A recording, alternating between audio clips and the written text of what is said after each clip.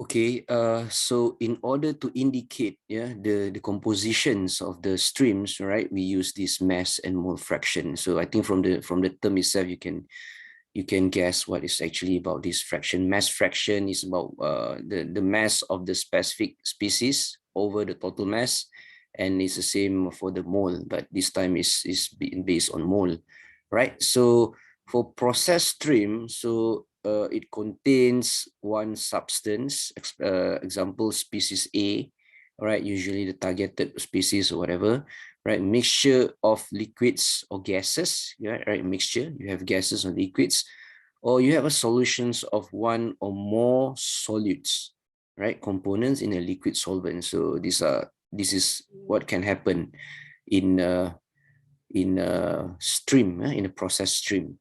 So the terms below are used to define the composition of a mixture of substances, including species of interest A. So let's say we have species A, you can have mass fraction for A, and then we can have mole fraction for A. So for mass, we use X, and then for mole, we use Y, right? Okay, this is an example. It's very simple. Okay, just take your time and look at this. It's not nothing complicated here. So as I said, the mass one is the mass of the species A, your targeted species over the total mass.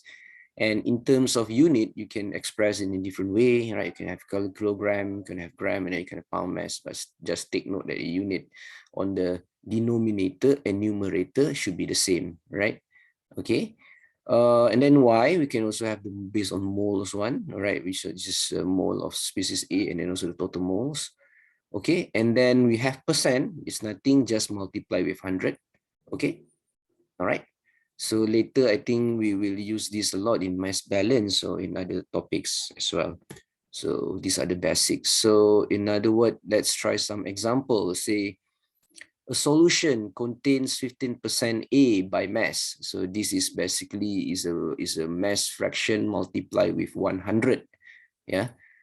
Say let's say for species A, this one is the percentage is 15% by mass, right? And therefore the mass fraction 0.15, right? Because this one you just divide it with 100, right? Because and right, and then 20 mole percent B, right? This is mole, therefore the symbol used is Y.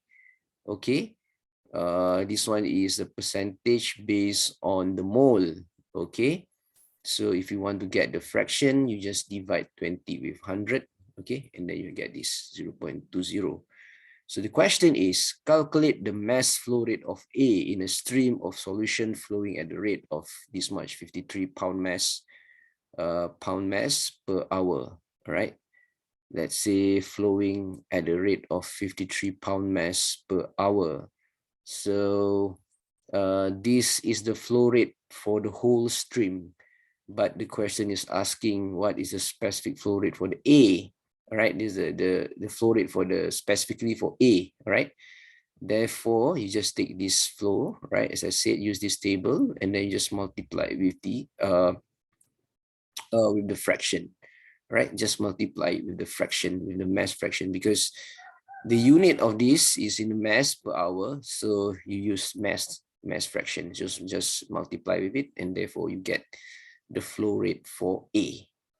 Okay, all right. So the second one, calculate the total solution flow rate that corresponds to a molar flow rate of 28 kilomole B. So this time is the opposite. They give you the flow rate for this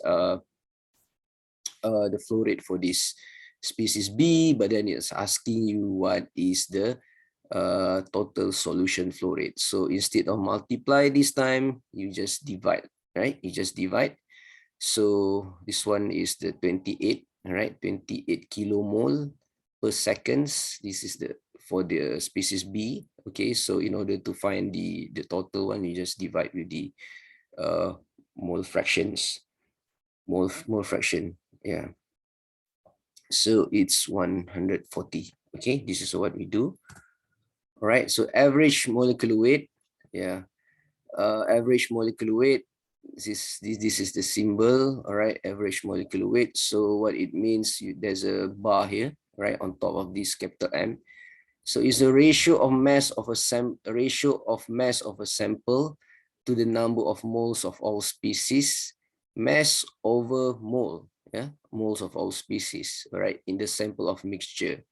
So you have this mass, kilogram over kilogram mole, pound per pound mole, right? So one is a mass, the denominator is the mole, all right? Okay. So we define for a given sample of mixture, the Y is mole fractions of the I component in sample mixture, right? While the M is the molecular weight of these components, and the X is a mass fractions of the I component.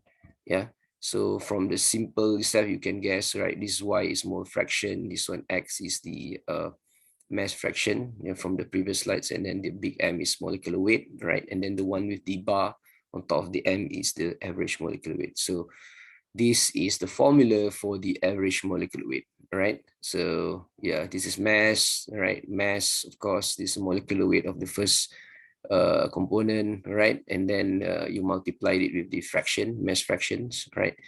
And then this one is the this is the mole, right? This is the mole. Okay. Yeah, this is a mass as well. You can also present it in this way, right? So it's the same thing.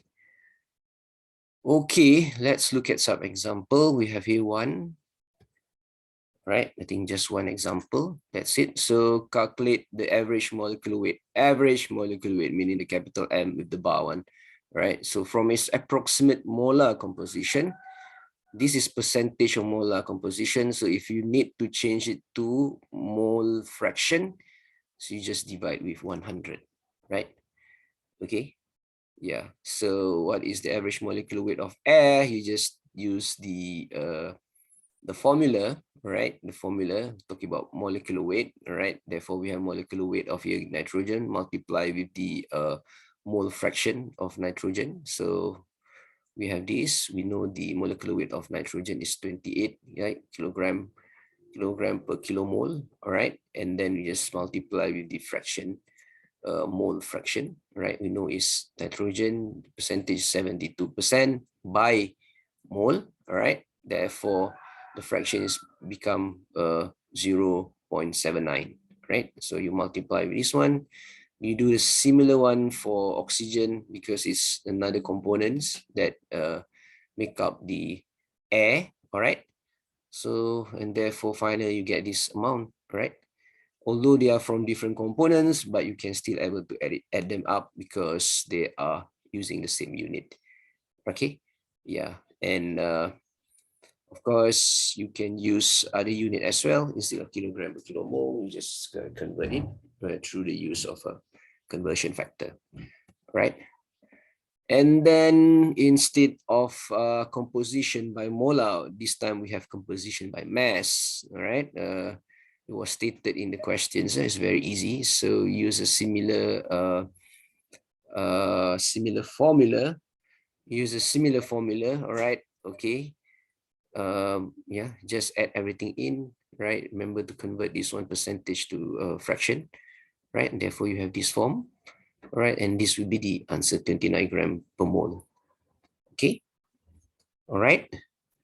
So I think that's all from this topic, unit and dimension. I would say it's not very difficult, but uh,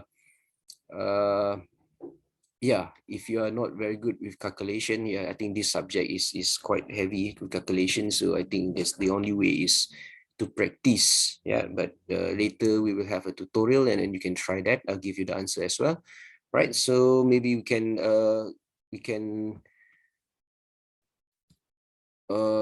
do an overview of the whole topics, right? So I think the main one is we go for dimensions. We have a fundamental dimension and secondary dimensions, and then we talk about units. It's the same with dimension units. They have also have the basic units and also the derived units.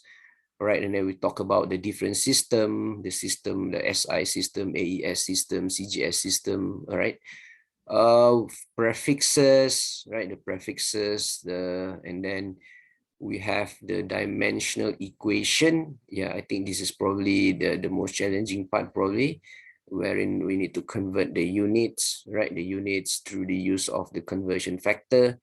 All right, and we go a bit more on the force, weight, and mass. All right. Yeah, usually in general terms, the weight and the mass are used interchangeably, but in engineering and physics, this is actually a different thing, right? Please take note on that. Then we have dimensional homogeneity, right? The dimension and the unit should be the same so that subtraction and addition can be done.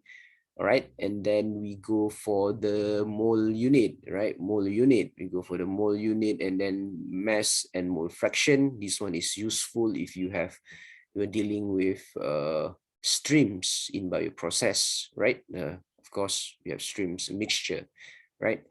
And then we go to average molecular weight. This is just based on formula. All right, so I think that's all for this topic, and thank you for your attention.